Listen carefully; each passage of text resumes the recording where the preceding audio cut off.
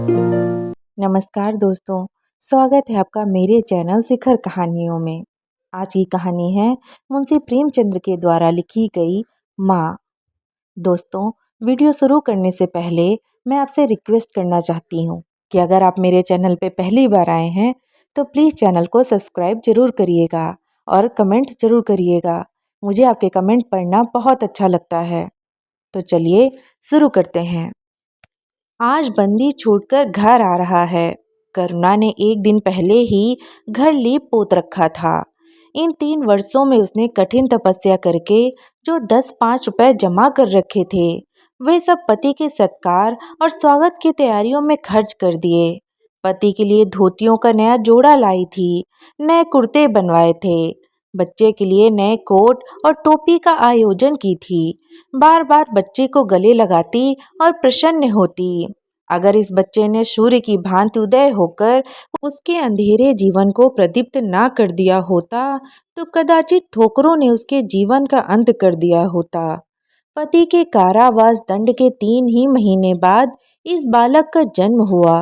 उसी का मुख देख देख कर करुणा ने यह 3 साल काट दिए थे।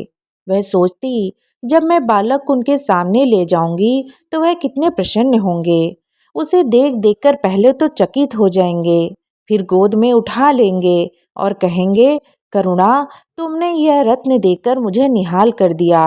कैद के सारे कष्ट बालक की तोतली बातों में भूल जाएंगे। उनकी एक सरल, पवित्र और मोहक दृष्टि हृदय की सारी व्यवस्थाओं को धो डालेगी। इस कल्पना का आनंद लेकर वह फूली न समाती थी। वह सोच रही थी, आदित्य के साथ बहुत से आदमी होंगे। जिस समय वह द्वार पर आएंगे, जय जयकार की ध्वनि से आकाश गूंज उठेगा। वह कितना स्वर्गीय दृश्य होगा। उन आदमियों के बैठने के लिए करुणा ने एक फटा सा टाट बिछा दिया था, कुछ पान बना दिए थे और बार बार आशामय नेत्रों से द्वार की ओर ताकती थी। पति की वह सुदृढ़ उदार तेजपूर्ण मुद्रा बार बार आंखों में फिर जाती थी। उनकी वे बातें बार बार याद आती थीं जो चलते समय उनके मुख से निकलती थी।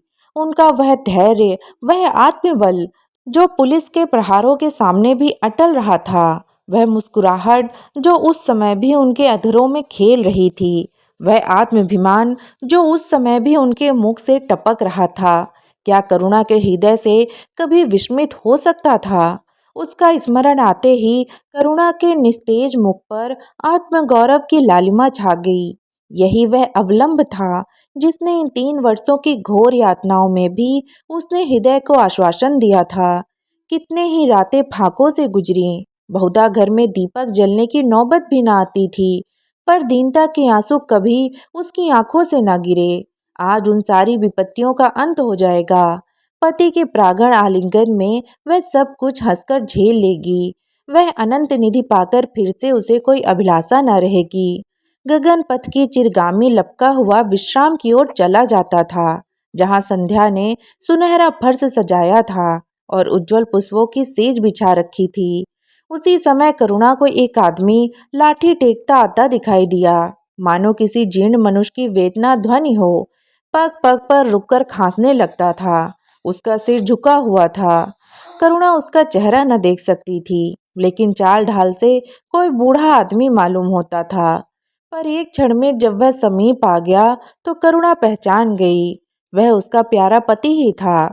किंतु शोक, उसकी सूरत कितनी बदल गई थी। वह जवानी, वह तेज, वह चपलता, वह सुगठन, वह प्रस्थान कर चुका था।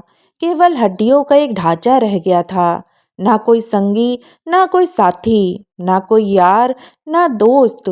करुणा उसे पहचानते ही बाहर निकल आई, पर आलिंगन की कामना हृदय में दबाकर रह गई। सारे मंसूबे धूल में मिल गए। सारा मनोल्लास आंसुओं के प्रवाह में बह गया, विलीन हो गया। आदित्य ने घर में कदम रखते ही मुस्कुराकर करुणा को देखा, पर उस मुस्कान में वेदना का एक संसार भरा हुआ था। करुणा ऐसी शिथिल हो गई मानो हृदय का स्पंदन रुक गया हो। वह फटी हुई आंखों से स्वामी की ओर टकटकी बांधे खड़ी थी, मानो उसे अपनी आंखों पर अब भी विश्वास न आता हो। स्वागत, यह दुख का एक शब्द भी उसके मुंह से न निकला। बालक भी गोद में बैठा हुआ सहमी आंखों से इस कंकाल को देख रहा था और माता की गोद में चिपटा जाता था। आखिर उसने कतार स्वर में कहा, यह तुम्हारी क्या दशा है, बिल्कुल पहचाने नहीं जाते। आदित्य ने उसकी चिंता को शांत करने के लिए मुस्कुराने की चेष्टा करके कहा, कुछ नहीं, जरा दुबला हो गया हूँ, तुम्हारे हाथों का भोजन पाकर फिर स्वस्थ हो जाऊंगा। करुणा, छी, सूखकर कांटा हो गए हो, क्या वहां भरपेट भोजन नहीं मिलता? तुम कहते थे राजनैतिक आदमियों के सामने बड़ा अच्छा व्यवहार किया जाता है, और तुम्हारे वह साथी क्या हो गए जो तुम्हें आठों पहर घेरे रहते थे और तुम्हारे पसीने की जगह खून बहाने को तैयार रहते थे। आदित्य की त्योरियों पर बल पड़ गए। बोले, यह बड़ा ही कटु अनुभव है करुणा। मुझे ना मालूम था कि मेरे कैद होते ही लोग मेरी ओर से यूं आंख फेर लेंगे, कोई बात भी ना पूछेगा। राष्ट्र के नाम पर मिटने वालों का यही पुरस्कार है, यह मुझे ना मालूम था। जनता अपने सेवकों को बहुत जल्द भूल जाती है, यह तो मैं जानता था, लेकिन अपने सहयोगी और सहायक कितने बेवफा होते हैं, इसका मुझे यह पहला ही अनुभव हुआ है। लेकिन मुझे किसी से शिकायत नहीं, सेवा स्वयं अपना पुरस्कार है। मेरी भूल थी कि मैं इसके लिए यश और नाम चाहता था। करुणा, तो क्या वहां भोजन भी न मिलता था? आदित्य, यह ना पूछो करुणा, बड़ी करुण कथा है। बस यही गनीमत समझो कि जीता लौट आया हूँ। तुम्हारे दर्शन बदे थे, नहीं कष्ट तो ऐसे उसे उठाए हैं कि अब तक मुझे प्रस्थान कर देना चाहिए था। मैं जरा लेटूंगा, खड़ा नहीं रहा जाता, दिन भर से इतनी दूर आया हूँ। करुणा, चलकर कुछ खा लो तो आराम से लेटो। बालक को गोद में उठाकर, बाबूजी हैं बेटा, तुम्हारे बाबूजी, इनकी गोदी में जाओ, तुम्हें प्यार करेंगे। आदित्य ने आंसू भरी आंखों से बालक को देखा और उनका एक एक रोम उनका तिरस्कार करने लगा। अपनी जीर्ण दशा पर उन्हें कभी इतना दुख न हुआ था। ईश्वर की असीम दया से यदि उनकी दशा संभल जाती तो वह फिर कभी राष्ट्रीय आंदोलन के समीप न जाते। इस फूल से बच्चे को यूं संसार में लाकर दरिद्रता की आग में झोंकने का उन्हें क्या अधिकार था? वह अब लक्ष्मी की उपासना करेंगे और अपना क्षुद्र जीवन बच्चे के लालन पालन के लिए अर्पित कर देंगे। उन्हें इस समय ऐसा ज्ञात हुआ कि बालक उन्हें उपेक्षा की दृष्टि से देख रहा है, मानो कह रहा है, मेरे साथ आपने कौन सा कर्तव्य पालन किया। उनकी सारी कामना, सारा प्यार बालक को हृदय से लगा देने के लिए अधीर हो उठा, पर हाथ फैला न सके, हाथों में शक्ति ही न थी। करुणा बालक को लिए हुए उठी और थाली में कुछ भोजन निकाल कर लाई। आदित्य ने क्षुधापूर्ण नेत्रों से थाली की ओर देखा, मानो आज बहुत दिनों बाद कोई खाने की चीज सामने आई है। जानता था कि कई दिनों के उपवास के बाद और आरोग्य की इस कई गुजरी दशा में उसे जवान को काबू में रखना चाहिए, पर सब्र न कर सका। थाली पर टूट पड़ा और देखते ही देखते थाली साफ कर दी। करुणा संशय हो गई। उसने दोबारा किसी चीज के लिए न पूछा, थाली उठाकर चली गई, पर उसका दिल कह रहा था, इतना तो कभी ना खाते थे। करुणा बच्चे को कुछ खिला रही थी कि एकाएक कानों में आवाज आई, करुणा। करुणा ने आकर पूछा, क्या तुमने मुझे पुकारा है? आदित्य का चेहरा पीला पड़ गया था और सांस जोर जोर से चल रही थी। हाथों के सहारे वही टाट पर लेट गए थे। करुणा उनकी यह हालत देखकर घबरा गई। बोली, जाकर किसी वैद्य को बुला लाऊं? आदित्य ने हाथ से इशारे से उसे मना करके कहा, व्यर्थ है करुणा, अब तुमसे छिपाना व्यर्थ है। मुझे तपेदिक हो गया है, कई बार मरते मरते बच गया हूँ। तुम लोगों के दर्शन बदे थे, इसलिए प्राण ना निकलते थे। देखो प्रिय, रो मत। करुणा ने सिसकियों को दबाते हुए कहा, मैं वैद्य को लेकर अभी आती हूँ। आदित्य ने फिर सिर हिलाया, नहीं करुणा, केवल मेरे पास बैठी रहो, अब किसी से कोई आशा नहीं है, डॉक्टरों ने जवाब दे दिया है। मुझे तो यह आश्चर्य है कि यहाँ पहुँच कैसे गया। ना जाने कौन दैवी शक्ति मुझे वहां से खींच लाई। कदाचित यह इस बुझते हुए दीपक की अंतिम झलक थी। आह, मैंने तुम्हारे साथ बड़ा अन्याय किया, इसका मुझे हमेशा दुख रहेगा। मैं तुम्हें कोई आराम न दे सका, तुम्हारे लिए कुछ ना कर सका, केवल सुहाग का दाग लगाकर और एक बालक के पालने का भार छोड़कर चला जा रहा हूँ। करुणा ने हृदय को दृढ़ करके कहा, तुम्हें कहीं दर्द तो नहीं है? आग बना लाऊं? कुछ बताते क्यों नहीं? आदित्य ने करवट बदल कर कहा, कुछ करने की जरूरत नहीं प्रिय, कहीं दर्द नहीं, बस ऐसा मालूम हो रहा है कि दिल बैठा जाता है, जैसे पानी में डूबा जाता हूँ। जीवन की लीला समाप्त हो रही है, दीपक को बुझते हुए देख रहा हूँ। कह नहीं सकता कब आवाज बंद हो जाए। जो कुछ कहना है वह कह डालना चाहता हूँ, क्यों वह लालसा ले जाऊं? मेरे एक प्रश्न का जवाब दोगी? पूछूं? करुणा के मन में सारी दुर्बलता, सारा शोक, सारी वेदना मानो लुप्त हो गई और उनकी जगह उस आत्मबल का उदय हुआ जो मृत्यु पर हंसता और विपत्ति के सांपों से खेलता है। रत्न जड़ित मखमली मयान में जैसे तलवार छिपी रहती है, जल के कोमल प्रवाह में जैसे असीम शक्ति छिपी रहती है, वैसे ही रमणी का कोमल हृदय साहस और धैर्य को अपनी गोद में छिपाए रहता है। क्रोध जैसे तलवार को बाहर खींच लेता है, विज्ञान जैसे जल शक्ति का उद्घाटन कर लेता है, वैसे ही प्रेम रमणी के साहस और धैर्य को प्रदीप्त कर देता है। करुणा ने पति के सिर पर हाथ रखते हुए कहा, पूछते क्यों नहीं प्यारे? आदित्य ने करुणा के हाथों के कोमल स्पर्श का अनुभव करते हुए कहा, तुम्हारे विचार में मेरा जीवन कैसा था? बधाई के योग्य। देखो, तुमने मुझसे कभी पर्दा नहीं रखा। इस समय भी स्पष्ट कहना, तुम्हारे विचार में मुझे अपने जीवन पर हंसना चाहिए या रोना चाहिए? करुणा ने उल्लास के साथ कहा, यह प्रश्न क्यों कहते हो प्रियतम? क्या मैंने तुम्हारी उपेक्षा कभी की है? तुम्हारा जीवन देवताओं का सा जीवन था, निस्वार्थ, निर्लिप्त और आदर्श। विघ्न बाधाओं से तंग आकर मैंने तुम्हें कितनी ही बार संसार की ओर खींचने की चेष्टा की है, पर उस समय भी मैं जानती थी कि मैं तुम्हें ऊंचे आसन से गिरा रही हूँ। अगर तुम माया मोह में फंसे होते तो कदाचित मेरे मन को अधिक संतोष होता, लेकिन मेरी आत्मा यह गर्व और उल्लास न होता जो इस समय हो रहा है। मैं अगर किसी को बड़े से बड़ा आशीर्वाद दे सकती हूँ तो यह वही होगा कि उसका जीवन तुम्हारे जैसा हो। यह कहते कहते करुणा को आभाहीन मुखमंडल ज्योतिमय हो गया, मानो उसकी आत्मा दिव्य हो गई। आदित्य ने सर्वज्ञ नेत्रों से करुणा को देखकर कहा, बस अब मुझे संतोष हो गया करुणा, इस बच्चे की ओर से मुझे कोई शंका नहीं है। मैं उसे इससे अधिक कुशल हाथों में नहीं छोड़ सकता। मुझे विश्वास है कि जीवन भर यह ऊंचा और पवित्र आदर्श सदैव तुम्हारे सामने रहेगा। अब मैं मरने को तैयार हूँ। 7 वर्ष बीत गए। बालक प्रकाश अब 10 साल का रूपवान, बलिष्ठ, प्रसन्न मुख कुमार था। बल का तेज, साहसी और मनस्वी। भय तो उसे छू भी नहीं गया था। करुणा का संतप्त हृदय उसे देखकर शीतल हो जाता। संसार करुणा को अभागनी और दीन समझे, वह कभी भाग्य का रोना नहीं रोती। उसने उन अभीषणों को बेच डाला जो पति के जीवन में उसे प्राणों से प्रिय थे, और उस धन से कुछ गायें और भैंसें मोल ले ली। वह कृषक की बेटी थी और गोपालन उसके लिए कोई नया व्यवसाय न था।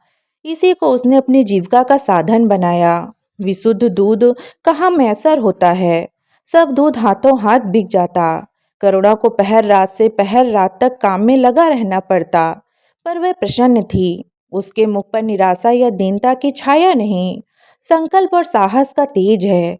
उसके एक एक अंक में आत्मगौरव की ज्योति सी निकल रही है। आंखों में एक दिव्य प्रकाश है, गंभीर, अथाह और असीम। सारी वेदनाएं, व्यधय और शोक और विधि का निर्मम प्रहार सब उस प्रकाश की गहराई में विलीन हो गया है। प्रकाश पर वह जान देती है। उसका आनंद, उसकी अभिलाषा, उसका संसार, उसका स्वर्ग सब प्रकाश पर न्यौछावर है। पर यह मजाल नहीं कि प्रकाश कोई शरारत करे और करुणा आंखें बंद कर ले। नहीं, वह उसके चरित्र की बड़ी कठोरता से देखभाल करती है। वह प्रकाश की माँ नहीं, माँ बाप दोनों हैं। उसके पुत्र स्नेह में माता की ममता के साथ पिता की कठोरता भी मिली हुई है। पति के अंतिम शब्द अभी तक उसके कानों में गूंज रहे हैं। वह आत्मोल्लास जो उसके चेहरे पर झलकने लगा था, वह गर्वमय लाली जो उनकी आंखों में छा गई थी, अभी तक उसकी आंखों में फिर रही है। निरंतर पति चिंतन ने आदित्य को उसकी आंखों में प्रत्यक्ष कर दिया है। वह सदैव उनकी उपस्थिति का अनुभव किया करती है। उसे ऐसा जान पड़ता है कि आदित्य की आत्मा सदैव उसकी रक्षा करती रहती है। उसकी यही हार्दिक अभिलाषा है कि प्रकाश जवान होकर पिता का पथगामी हो। संध्या हो गई थी। एक भिखारिन द्वार पर आकर भीख मांगने लगी। करुणा उस समय गौओं को पानी दे रही थी। प्रकाश बाहर खेल रहा था। बालक ही तो ठहरा, शरारत सूझी, घर में गया और कटोरे में थोड़ा सा भूसा लाकर बाहर निकला। भिखारिन ने अपनी झोली फैला दी। प्रकाश ने भूसा उसकी झोली में डाल दिया और जोर जोर से तालियां बजाता हुआ भागा। भिखारी ने अग्निमय नेत्रों से देखकर कहा, वाह रे लाडले, मुझसे हंसी करने चला है। यही माँ बाप ने सिखाया है, तब तो खूब कुल का नाम जगाओगे। करुणा उसकी बोली सुनकर बाहर निकल आई और पूछा, क्या है माता, किससे कह रही हो? भिखारी ने प्रकाश की तरफ इशारा करके कहा, वह तुम्हारा लड़का है ना? देखो, कटोरे में भूसा भरकर मेरी झोली में डाल गया है। चुटकी भर आटा था, वह भी मिट्टी में मिल गया। कोई इस तरह दुखियों को सताता है? सबके दिन एक से नहीं रहते। आदमी को घमंड न करना चाहिए। करुणा ने कठोर स्वर में पुकारा, प्रकाश। प्रकाश लज्जित न हुआ, अभिमान से सिर उठाए हुए आया और बोला, वह हमारे घर भीख मांगने क्यों आई है? कुछ काम क्यों नहीं करती? करुणा ने उसे समझाने की चेष्टा करके कहा, शर्म नहीं आती? उल्टे और आंख दिखाते हो। प्रकाश, शर्म क्यों आए? यह क्यों रोज भीख मांगने आती है? हमारे यहाँ क्या कोई चीज मुफ्त आती है? करुणा, तुम्हें कुछ ना देना था तो सीधे कह देते, जाओ। तुमने यह शरारत क्यों की? प्रकाश, उनकी आदत कैसे छूटती? करुणा ने बिगड़ कर कहा, तुम अब पिटोगे मेरे हाथों। प्रकाश, पीटूंगा क्यों? आप जबरदस्ती पीटेंगी। दूसरे मुल्कों में अगर कोई भीख मांगे तो कैद कर लिया जाए, यह नहीं कि उल्टे भिखमंगों को और सह दी जाए। करुणा, जो अपंग है वह कैसे काम करें? प्रकाश, तो जाकर डूब मरे, जिंदा क्यों रहते हैं? करुणा निरुत्तर हो गई। बुढ़िया को तो उसने आटा दाल देकर विदा किया, किंतु प्रकाश का कुतर्क उसके हृदय में फोड़े के समान टीसता रहा। उसने यह धृष्टता, यह अविनय कहाँ सीखी? रात को भी उसे बार बार यही ख्याल सताता रहा। आधी रात के समीप एकाएक प्रकाश की नींद टूटी। लालटेन जल रही है और करुणा बैठी रो रही है। उठ बैठा और बोला, अम्मा, अभी तुम सोई नहीं? करुणा ने मुंह फेर कर कहा, नींद नहीं आई। तुम कैसे जग गए? प्यास तो नहीं लगी? प्रकाश, नहीं अम्मा, ना जाने क्यों आंखें खुल गई। मुझसे आज बड़ा अपराध हुआ अम्मा। करुणा ने उसकी मुख की ओर स्नेह के नेत्रों से देखा। प्रकाश, मैंने आज बुढ़िया के साथ बड़ी नटखट की, मुझे क्षमा करो, फिर कभी ऐसी शरारत ना करूंगा। यह कहकर रोने लगा। करुणा ने स्नेह हार धोकर उसे गले लगा लिया और उसके कपोलों को चुंबन करके बोली, बेटा, मुझे खुश करने के लिए यह कह रहे हो यह तुम्हारे मन में सचमुच पछतावा हो रहा है? प्रकाश ने सिसकते हुए कहा, नहीं अम्मा, मुझे दिल से अफसोस हो रहा है। अब की वह बुढ़िया आएगी तो मैं उसे बहुत से पैसे दूंगा। करुणा का हृदय मतवाला हो गया। ऐसा जान पड़ा आदित्य सामने खड़े बच्चे को आशीर्वाद दे रहे हैं और कह रहे हैं, करुणा, क्षोभ मत कर, प्रकाश अपने पिता का नाम रोशन करेगा, तेरी संपूर्ण कामना पूर्ण हो जाएगी। लेकिन प्रकाश के कर्म और वचन में मेल न था और दिनों के साथ उसके चरित्र का अंग प्रत्यक्ष होता जाता था। जहीन था ही, विश्वविद्यालय से उसे वजीफे मिलते थे। करुणा भी उसकी यथेष्ट सहायता करती थी, फिर भी उसका खर्च पूरा न पड़ता था। वह मितव्ययता और सरल जीवन पर विद्वता से भरे हुए व्याख्यान दे सकता था, पर उसका रहन सहन फैशन के अंधभक्तों से जौभर घटकर न था। प्रदर्शन की धुन उसे हमेशा सवार रहती थी। उसके मन और बुद्धि में निरंतर द्वंद्व होता रहता था। मन जात की ओर से, बुद्धि अपनी ओर से। बुद्धि मन को दबाए रहती थी। उसके सामने मन की एक ना चलती थी। जाति सेवा उसर की खेती है। वहाँ बड़े से बड़े उपहार जो मिल सकता है वह है गौरव और यश, पर वह भी स्थायी नहीं। इतना अस्थिर कि क्षण में जीवन भर की कमाई पर पानी फिर सकता है। अतएव उसका अंतःकरण अनिवार्य वेग के साथ विलास में जीवन की ओर झुकता था। यहाँ तक कि धीरे धीरे उसे त्याग और निग्रह से घृणा होने लगी। वह दुर्व्यवस्था और दरिद्रता को हे समझता था। उसके हृदय न था, भाव न था, केवल मस्तिष्क था। मस्तिष्क में दर्द कहाँ, वहाँ तो तर्क है, मंसूबे हैं।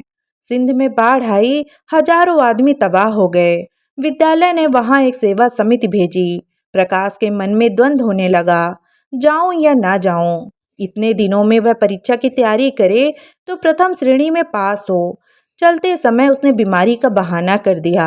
करुणा ने लिखा, तुम सिंध न गए, इसका मुझे दुख है। तुम बीमार रहते हुए भी वहां जा सकते थे। समिति के चिकित्सक भी तो थे। प्रकाश ने पत्र का उत्तर न दिया। उड़ीसा में अकाल पड़ा, प्रजा मक्खियों की तरह मरने लगी। कांग्रेस ने पीड़ितों के लिए एक मिशन तैयार किया। उन्हीं दिनों विद्यालयों ने इतिहास के छात्रों को ऐतिहासिक खोज के लिए लंका भेजने का निश्चय किया। करुणा ने प्रकाश को लिखा, तुम उड़ीसा जाओ। किंतु प्रकाश लंका जाने को लालायित था। वह कई दिन इसी दुविधा में रहा। अंत को सिलोन ने उड़ीसा पर विजय पाई। करुणा ने अब की उसे कुछ न लिखा, चुपचाप रोती रही। सिलोन से लौटकर प्रकाश छुट्टियों में घर आया। करुणा उससे खिंची खिंची रही। प्रकाश मन में लज्जित हुआ और संकल्प किया कि अब की कोई अवसर आया तो अम्मा को अवश्य प्रसन्न करूंगा। यह निश्चय करके वह विद्यालय लौटा। लेकिन यहाँ आते ही फिर परीक्षा की फिक्र सवार हो गई। यहाँ तक कि परीक्षा के दिन आ गए, मगर इम्तिहान से फुर्सत पाकर भी प्रकाश घर न गया। विद्यालय के एक अध्यापक कश्मीर सैर करने जा रहे थे। प्रकाश उन्हीं के साथ कश्मीर चल खड़ा हुआ। जब परीक्षा फल निकला तो प्रकाश प्रथम आया। तब उसे घर की याद आई। उसने तुरंत करुणा को पत्र लिखा और अपने आने की सूचना दी। माता को प्रसन्न करने के लिए उसने 2-4 शब्द जाति सेवा के विषय में भी लिखे। अब मैं आपकी आज्ञा का पालन करने को तैयार हूँ। मैंने शिक्षा संबंधी कार्य करने का निश्चय किया है। इसी विचार से मैंने वह विशेष स्थान प्राप्त किया है। हमारा नेता भी तो विद्यालय के आचार्यों ही का सम्मान करते हैं। अभी तक इन उपाधियों के मुंह से वे मुक्त नहीं हुए हैं। हमारे नेता भी योग्यता, दुस्साह, लगन का उतना सम्मान नहीं करते जितना उपाधियों का। हम मेरी इज्जत करेंगे और जिम्मेदारी का काम सौंपेंगे, जो पहले मांगे भी ना मिलता। करुणा की आस फिर बंधी। विद्यालय खुलते ही प्रकाश के नाम रजिस्ट्रार का पत्र पहुंचा। उन्होंने प्रकाश का इंग्लैंड जाकर विद्याभ्यास करने के लिए सरकारी वजीफे की मंजूरी की सूचना दी थी। प्रकाश पत्र हाथ में लिए हर्ष के उन्माद में जाकर माँ से बोला, अम्मा, मुझे इंग्लैंड जाकर पढ़ने के लिए सरकारी वजीफा मिल गया है। करुणा ने उदासीन भाव से पूछा, तो तुम्हारा क्या इरादा है? प्रकाश, मेरा इरादा? ऐसा अवसर पाकर भला कौन छोड़ता है? करुणा, तुम तो स्वयं सेवकों में भर्ती होने जा रहे थे। प्रकाश, तो आप समझती हैं स्वयं सेवक बन जाना ही जाति सेवा है। मैं इंग्लैंड से आकर भी तो सेवा कार्य कर सकता हूँ। और अम्मा, सच पूछो तो एक मजिस्ट्रेट अपने देश का जितना उपकार कर सकता है उतना 1000 स्वयं सेवक मिलकर भी नहीं कर सकते। मैं तो सिविल सर्विस की परीक्षा में बैठूंगा और मुझे विश्वास है कि सफल हो जाऊंगा। करुणा ने चकित होकर पूछा, तो क्या तुम मजिस्ट्रेट हो जाओगे? प्रकाश, सेवा भाव रखने वाला एक मजिस्ट्रेट कांग्रेस के 1000 सभापतियों से ज्यादा उपकार कर सकता है। अखबारों में उसकी लंबी लंबी तारीफें न छपेंगी, उसकी विक्ताओं पर तालियां न बजेंगी, जनता उसके जुलूस की गाड़ी न खींचेगी और न विद्यालयों के छात्र उसको अभिनंदन पत्र देंगे। पर सच्ची सेवा मजिस्ट्रेट ही कर सकता है। करुणा ने आपत्ति के भाव से कहा, लेकिन यही मजिस्ट्रेट तो जाति के सेवकों को सजाए देते हैं, उन पर गोलियां चलाते हैं। प्रकाश, अगर मजिस्ट्रेट के हृदय में परोपकार का भाव हो तो वह नरमी से वही काम करता है जो दूसरे गोलियां चलाकर भी नहीं कर सकते। करुणा, मैं यह नहीं मानूंगी। सरकार अपने नौकरों को इतनी स्वाधीनता नहीं देती। वह एक नीति बना देती है और हर एक सरकारी नौकर को उसका पालन करना पड़ता है। सरकार की पहली नीति यह है कि वह दिन दिन अधिक संगठित और दृढ़ हो। इसके लिए स्वाधीनता के भावों का दमन करना जरूरी है। अगर कोई मजिस्ट्रेट इस नीति के विरुद्ध काम करता है तो वह मजिस्ट्रेट न रहेगा, वह हिंदुस्तानी था। जिसने तुम्हारे बापूजी को जरा सी बात पर 3 साल की सजा दे दी। इसी सजा ने उनके प्राण लिए बेटा। मेरी इतनी बात मानो, सरकारी पदों पर ना गिरो। मुझे ये मंजूर है कि तुम मोटा खाकर मोटा पहनकर देश की कुछ सेवा करो, इसके बदले कि तुम हकीम बन जाओ और शान से जीवन बिताओ। यह समझ लो कि जिस दिन तुम हकीम की कुर्सी पर बैठोगे, उस दिन से तुम्हारा दिमाग हकीमों का सा हो जाएगा। तुम यही चाहोगे कि अफसरों में तुम्हारी नेक नामी और तरक्की हो। एक गंवारू मिसाल लो, लड़की जब तक मैके में कंवारी रहती है, वह अपने को उसी घर की समझती है, लेकिन जिस दिन ससुराल चली जाती है, वह अपने घर को दूसरे का घर समझने लगती है। माँ बाप भाई बहन सब वही रहते हैं, लेकिन वह घर अपना नहीं रहता। यही दुनिया का दस्तूर है। प्रकाश ने खींच कर कहा, तो क्या आप यही चाहती हैं कि मैं जिंदगी भर चारों तरफ ठोकरें खाता फिरूं? करुणा कठोर नेत्रों से देखकर बोली, अगर ठोकर खाकर आत्मस्वाधीनता रह सकती है, तो मैं कहूंगी ठोकर खाना अच्छा है। प्रकाश ने निश्चात्मक भाव से पूछा, तो आपकी यही इच्छा है? करुणा ने उसी स्वर में उत्तर दिया, हाँ, मेरी यही इच्छा है। प्रकाश ने कुछ जवाब न दिया, उठकर बाहर चला आया और तुरंत रजिस्ट्रार को इनकारी पत्र लिख भेजा। मगर उसी क्षण से मानो उसके सिर पर विपत्ति ने आसन जमा लिया। विरक्त और विमन उनके कमरों में पड़ा रहता, न कहीं घूमने जाता, न किसी से मिलता। मुंह लटकाए भीतर आता और फिर बाहर चला जाता। यहाँ तक कि महीना गुजर गया, न चेहरे पर वह लाली रही, न वह ओज। आंखें अनाथों के मुख की भांति याचना से भरी हुई, होठ हंसना भूल गए। मानो उन इनकारी पत्र के साथ उसकी सारी सजीवता और चपलता, सारी सरलता विदा हो गई। करुणा उसके मनोभाव समझती थी और उसके शोक को भुलाने की चेष्टा करती थी, पर रूठे देवता प्रसन्न न होते थे। आखिर एक दिन उसने प्रकाश से कहा, बेटा, अगर तुमने विलायत जाने की ठान ही ली है, तो चले जाओ, मना ना करूंगी। मुझे खेद है कि मैंने तुम्हें रोका। अगर मैं जानती कि तुम्हें इतना आघात पहुंचेगा, तो कभी न रोकती। मैंने तो केवल इस विचार से रोका था कि तुम्हें जाति सेवा में मग्न देखकर तुम्हारे बाबूजी की आत्मा प्रसन्न होगी। उन्होंने चलते समय यही वसीयत की थी। प्रकाश ने रुखाई से जवाब दिया, अब क्या जाऊंगा, इनकारी खत लिख चुका। मेरे लिए कोई अब तक बैठा थोड़ी ही होगा, कोई दूसरा लड़का चुन लिया होगा, और फिर करना ही क्या है। जब आपकी मर्जी है कि गांव गांव खाक छानता फिरूं, तो वही सही। करुणा का गर्व चूर चूर हो गया। इस अनुमति से उसने बांधा एक काम लेना चाहा था, पर सफल न हुई। बोली, अभी कोई न चुना गया होगा, लिख दो, मैं जाने को तैयार हूँ। प्रकाश ने झुंझला कर कहा, अब कुछ नहीं हो सकता, लोग हंसी उड़ाएंगे। मैंने तय कर लिया है कि जीवन को आपकी इच्छा के अनुकूल बनाऊंगा। करुणा, तुमने अगर शुद्ध मन से यह इरादा किया होता तो यूं ना रहते। तुम मुझसे सत्याग्रह कर रहे हो। अगर मन को दबाकर, मुझे अपनी राह का कांटा समझकर तुमने मेरी इच्छा पूरी की भी तो क्या, मैं तो तब जानती कि तुम्हारे मन में आप ही आप सेवा का भाव उत्पन्न होता। तुम आप ही रजिस्ट्रार साहब को पत्र लिख दो। प्रकाश, अब मैं नहीं लिख सकता। तो इसी शोक में तने बैठे रहोगे? लाचारी है। करुणा ने और कुछ न कहा।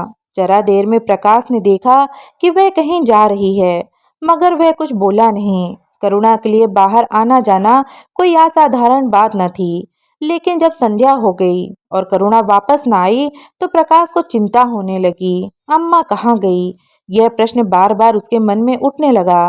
प्रकाश सारी रात द्वार पर बैठा रहा। भांति भांति की शंकाएं मन में उठने लगी। उसे अब याद आया, चलते समय करुणा कितनी उदास थी, उसकी आंखें कितनी लाल थी। यह बातें प्रकाश को उस समय क्यों न नजर आईं? वह क्यों स्वार्थ में अंधा हो गया था? हाँ, अब प्रकाश को याद आया, माता ने साफ सुथरे कपड़े पहने थे, उनके हाथ में छतरी भी थी। तो क्या वह कहीं बहुत दूर गई हैं? किससे पूछे?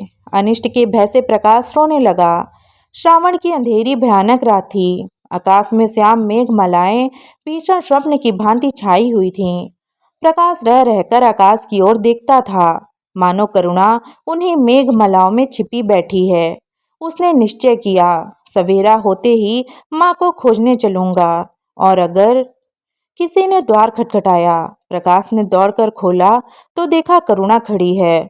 उसका मुखमंडल इतना खोया हुआ, इतना करुण था, जैसे आज ही उसका सुहाग उठ गया है, जैसे संसार में अब उसके लिए कुछ नहीं रहा, जैसे वह नदी के किनारे खड़ी अपनी लदी हुई नाव को डूबते देख रही है और कुछ कर नहीं सकती। प्रकाश ने अधीर होकर पूछा, अम्मा कहाँ चली गई थी? बहुत देर लगाई। करुणा ने भूमि की ओर ताकते हुए जवाब दिया, एक काम से गई थी, देर हो गई। यह कहते हुए उसने प्रकाश के सामने एक बंद लिफाफा फेंक दिया। प्रकाश ने उत्सुक होकर लिफाफा उठा लिया। ऊपर ही विद्यालय की मुहर थी। तुरंत ही लिफाफा खोलकर पढ़ा।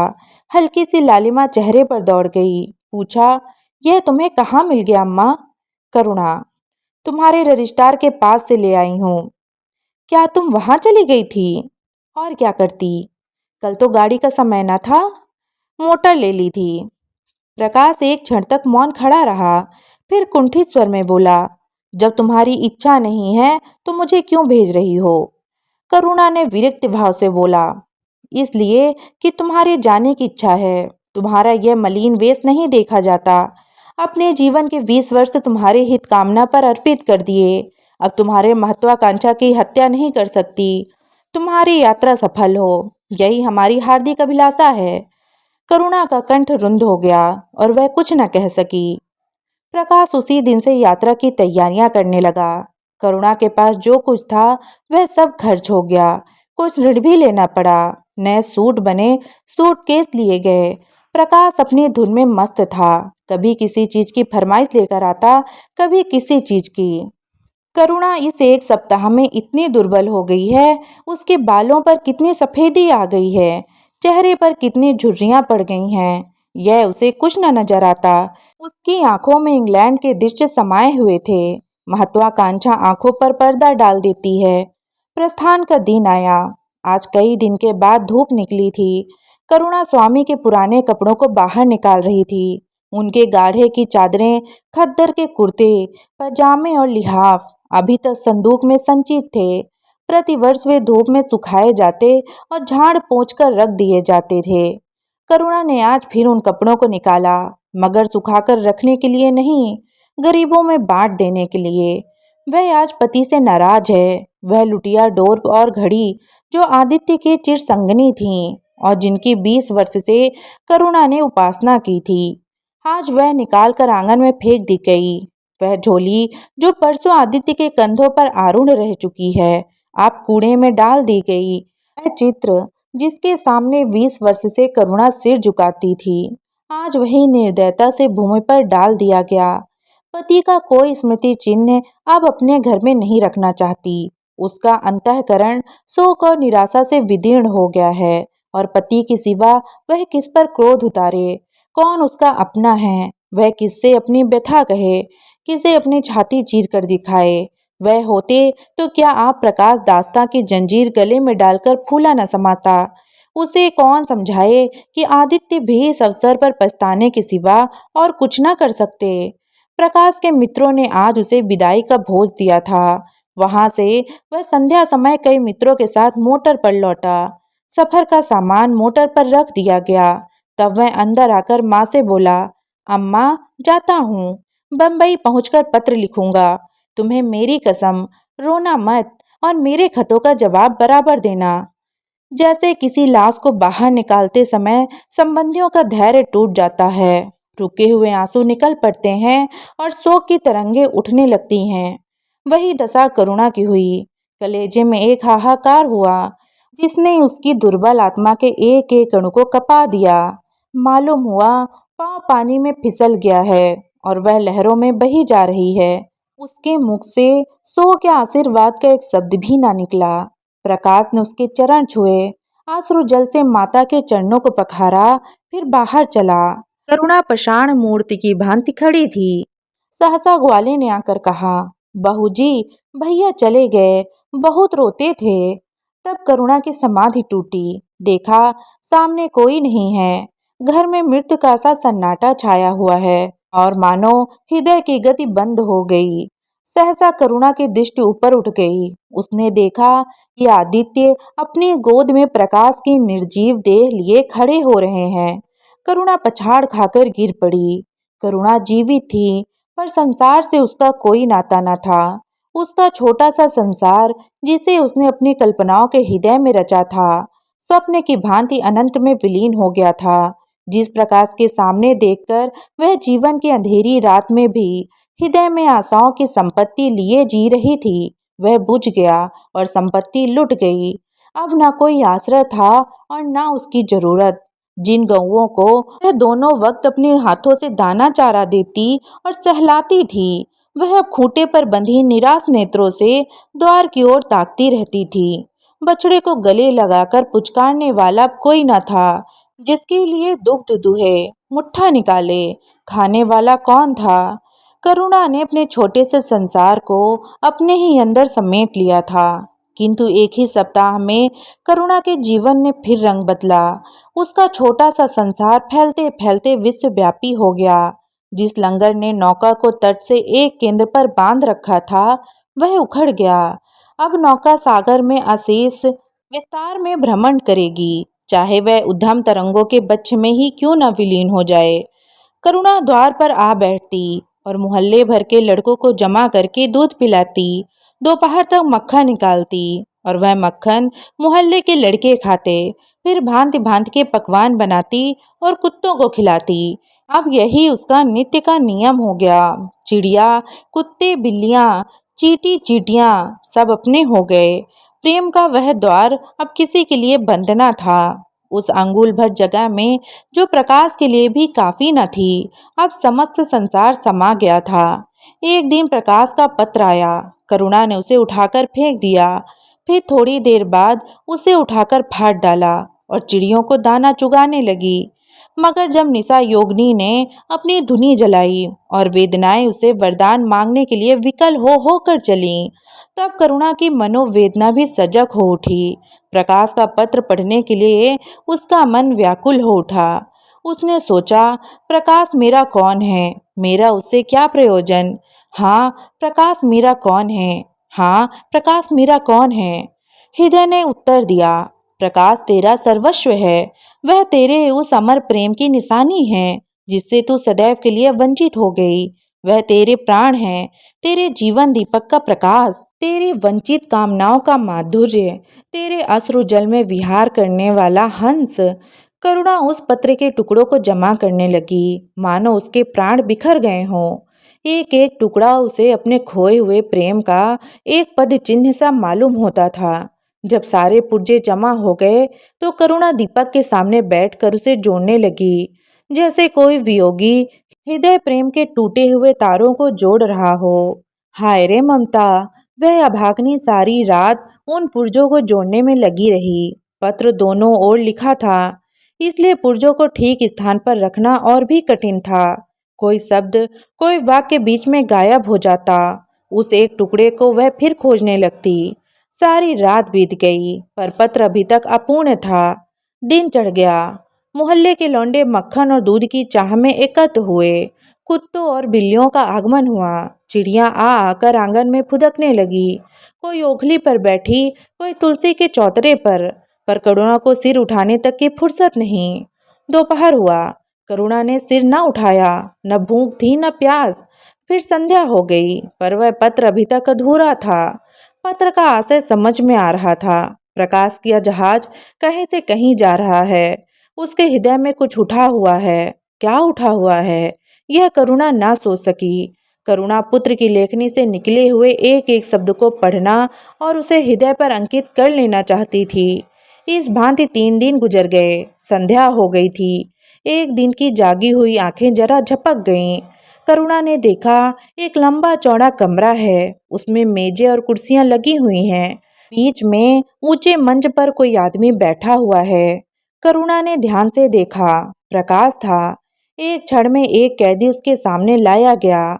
उसके हाथ पांव में जंजीर थी, कमर झुकी हुई। वह आदित्य थे। करुणा की आंखें खुल गई, आंसू बहने लगे। उसने पत्र के टुकड़ों को फिर समेट लिया और उसे जलाकर राख कर डाला। राख की एक चुटकी के सिवा वहां कुछ न रहा, जो उसके हृदय में विदीर्ण कर दिए डालती थी। इसी एक चुटकी राख ने उसकी गुड़ियों वाला बचपन, उसका संतप्त यौवन और उसका तृष्णा में वैधव्य सब समा गया। प्रातःकाल लोगों ने देखा, पंछी पिंजड़े में उड़ चुका था। आदित्य का चित्र अब भी उसके शून्य हृदय से चिपटा हुआ था। भग्न हृदय पति की स्नेह स्मृति में विश्राम कर रहा था और प्रकाश का जहाज यूरोप चला जा रहा था। तो दोस्तों, कैसी लगी आपको ये कहानी? कमेंट करके ज़रूर बताइएगा और ऐसी ही वीडियोस के लिए सब्सक्राइब करिएगा मेरे यूट्यूब चैनल को। धन्यवाद।